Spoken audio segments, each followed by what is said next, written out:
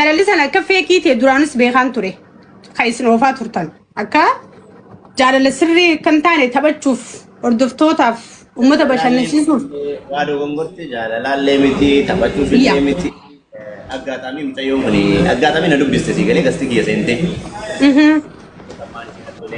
ما كقول فيني ما جنني يعني غرغارو داني كبجدي وان سمو بيتي يعني وان سنغوري مالي وان جالala soba jaalala kosa wamdra barali mana gundi bachu ani singapore wolbaratu follow ki agar ko dibasadi digale isine gafa na wolbaratu follow takkan kam follow di balama dibasadi digale ababi follow di janka kana jalajun kamu niya sanille hin kamnu akka oboleti ti yatakati baka kana erga jarati sijada nanjette edon ko simmalu yo ka sababi yo ka jirenyo fi jiddiru ko ana kana nanjettu dandetti male wa indan damne mto yo kana mu askesa tibisu nime carraa godhee fi nama wal barsiisee jireenya isii kana ajijjiirrattu waan jedhu sammuu kiyyatti himee mucayyoo kana gargaaruu yaade si gale.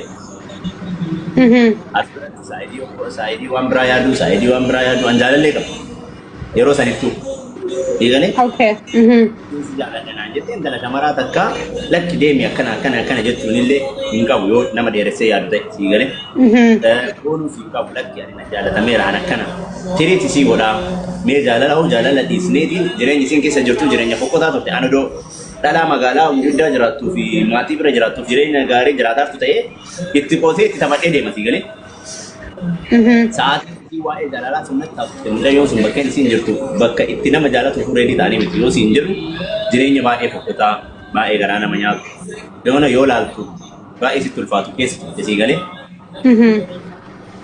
Kana waan ta'eef waan mucayyoo tana gama jaalalaa dhiisee uummatatti as fidee naga danda'u gargaaree sababii kiyya jireenya kana keessa yoo baate wanni kun jaalalaayyuu miti maybe karana yoo gargaare yoo waan jiru murteesseen gargaare waan qabuun gargaaree itti kadhachaas ture si galee na gargaaraa jedha.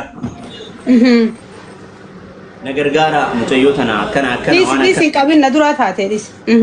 Na gargaaraa jedhaanii ture si galee nama baay'ee kadhatamu. Nama gargaarillee hin agarre saasanitti si galee. Okay. Achi sammuma kiyyatti waan himee already yoo danda'e mucayyoo tana hanga Finfinnee maatii isii bira geessu ni deebisa. Sana booda miidiyaa itti kadhadhaa waan jedhuun waan achirraa isii barbaachisu mallaqa achirraa isii hanga biyyaa galchu erkee fi ofii kiyyaa keessaan erkee fi paaspoortii ofii kiyyaa baasee uummata kanan gadi dhufe si galee mallaqa kanaati obboleettii tiyyaa.